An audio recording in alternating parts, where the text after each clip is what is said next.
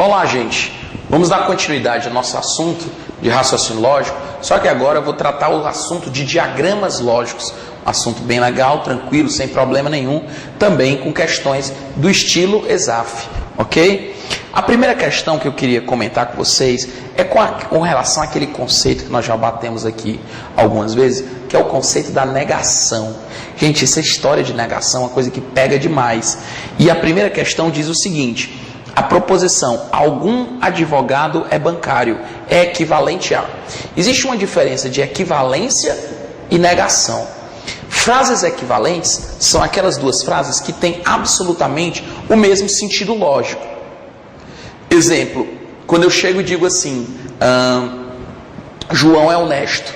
Se eu digo que o João é honesto, essa frase ela é equivalente a dizer que ele não é desonesto. Porque quem não é desonesto necessariamente é honesto. Ou seja, João é honesto é equivalente a João não é desonesto. No entanto, se você tivesse João é rico, a equivalência dela não seria João não é rico, não é pobre. Porque quando uma pessoa é rica, significa que ela não é pobre. Mas quando ela não é pobre, não significa que ela seja rica. Esse que é o detalhe, é que quando duas frases equivalem, uma pode substituir o efeito da outra sem problema. Então, quando eu digo que algum advogado é bancário, eu estou dizendo para você que existe algum advogado que é, pelo menos um advogado é. Há advogado que seja bancário, existe advogado bancário, quer dizer, existe advogado bancário, pelo menos um advogado é bancário, algum advogado é bancário, são equivalentes. Portanto, pelo menos um advogado é bancário, é a equivalência. Resposta item C de casa. Tudo bem? Quando você disse assim, qual é a equivalência de todo comerciante é rico? Gente, eu digo que todo comerciante é rico, todo. Então, não há comerciante que não seja rico, porque todo comerciante é rico. Eu posso dizer que se ele é comerciante, então é porque ele é rico, porque todo comerciante é rico. Então, não há comerciante que não seja rico, todo comerciante é rico. Se ele é comerciante, então ele é rico. São frases que são equivalentes. Então, quando eu digo nenhum comerciante é rico, é errado. Todo comerciante não é pobre, opa, cuidado, hein? Quando eu digo que todos não são pobres, é porque pode ser que algum seja classe média, não necessariamente que todo mundo é rico. Então, todos não são pobres, não é o mesmo que dizer que todo comerciante é rico. Cuidado. Nem todo comerciante é rico. Pelo contrário, todos são. Não há comerciante pobre. Ora, se todo mundo é rico, é porque não há comerciante pobre. Você concorda? Concordo. Mas isso não é a negação. Porque a negação, gente, isso aqui é uma implicação. Se todo comerciante é rico, implica que não há comerciante pobre. Mas se não há comerciante pobre, não implica que todo comerciante seja rico.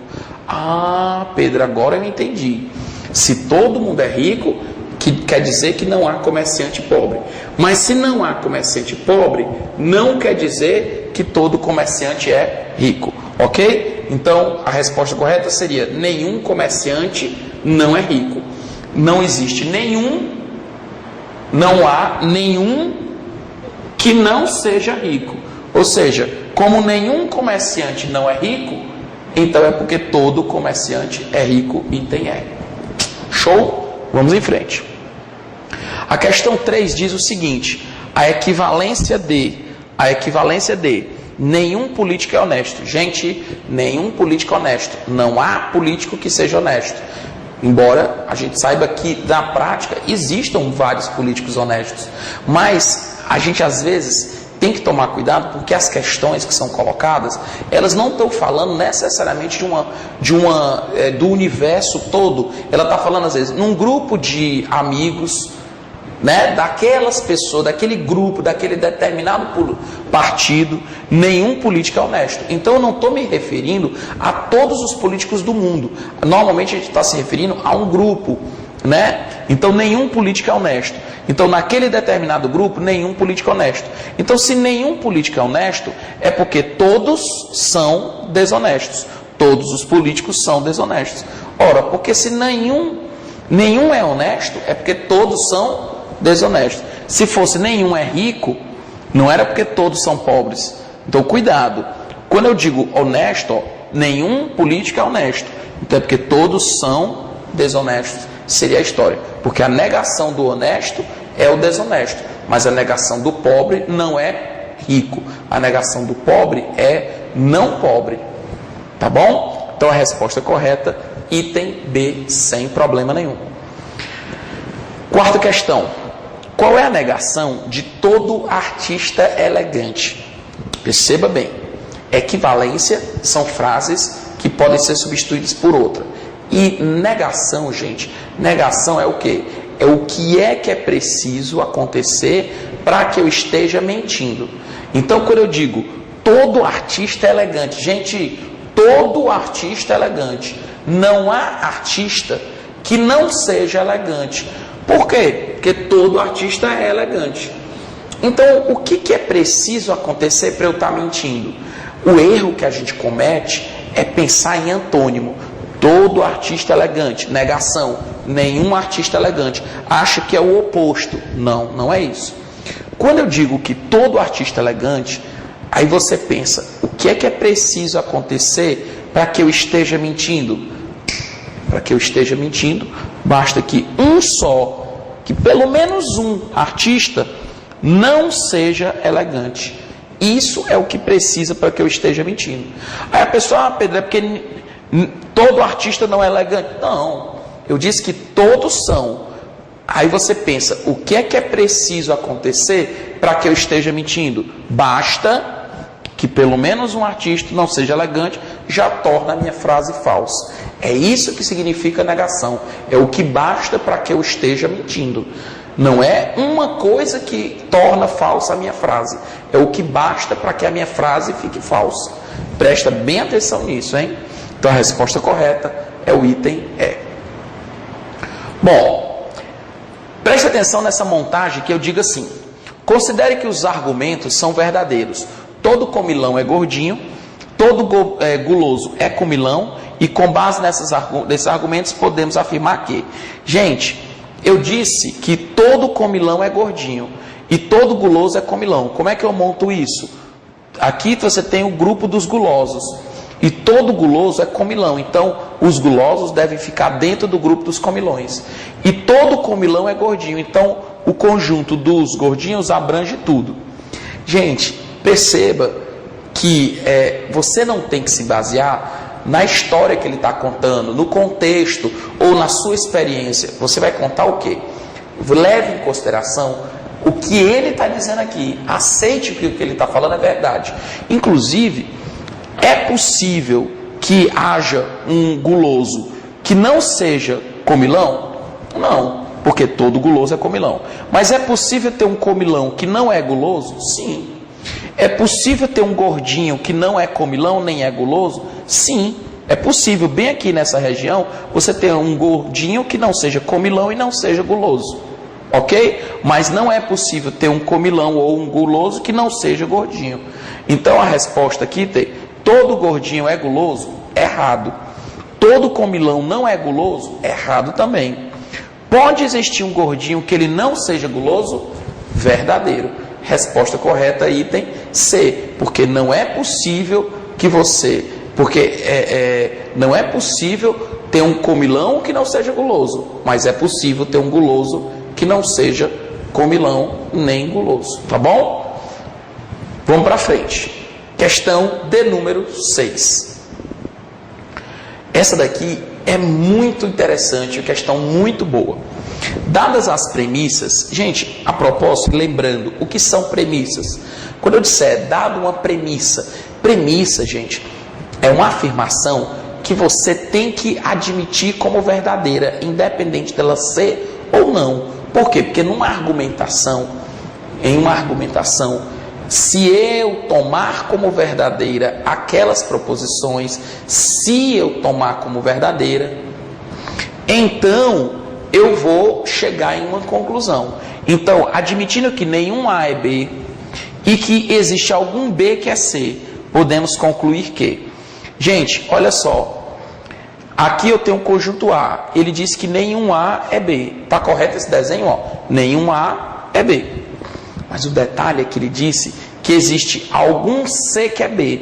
Existe algum C que é B.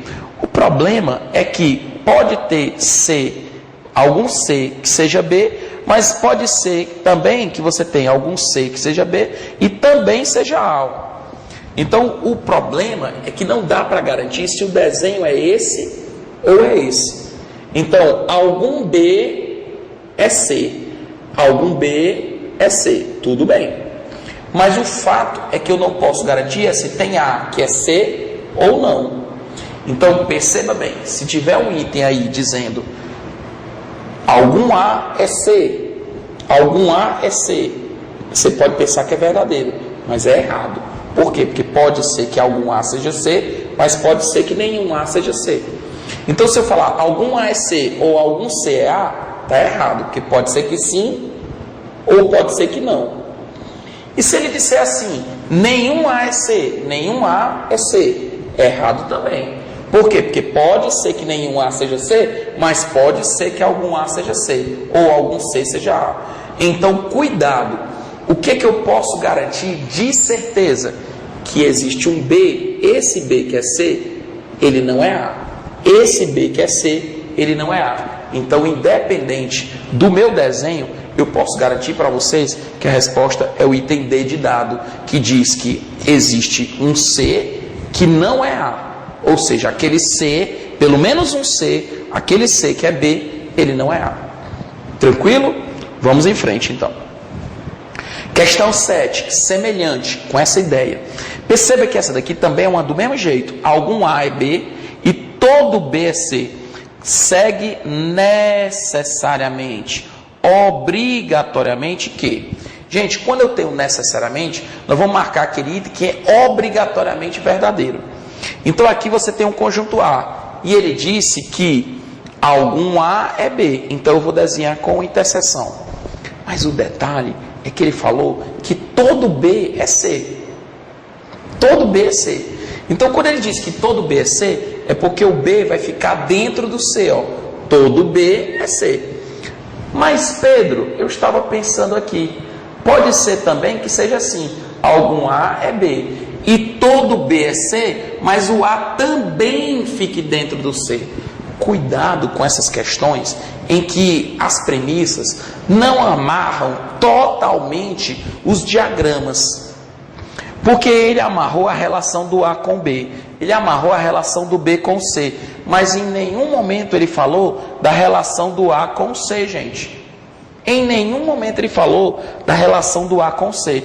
Portanto, pode ser, cuidado, pode ser que todo A seja C? Sim, pode ser. Mas pode ser que tenha A que não seja C. Então perceba o que eu acabei de falar. Todo A é C, errado. Existe um A que não é C, errado. Mas eu posso dizer, é possível que todo A seja C? Certo. É possível que tenha um A que não seja C? Certo. Cuidado com o é possível e o é certeza. É necessário, é obrigatório. Cuidado. É possível, porque ele não amarrou no enunciado, então é possível que todo A seja C, como é possível que tenha A que seja C. Mas o que é inevitável para os dois desenhos é que existe pelo menos um A, aquele que é B, existe pelo menos um A que é C. Então a resposta correta é o item D de dado. Existe pelo menos um A que é C. Resposta, então, qual foi? Item D de dado, tá bom? Tranquilo? Gente, então é isso aí, valeu. Até a nossa aula 20, onde a gente fecha esse assunto, tá bom? Um abraço enorme e que a força esteja com vocês.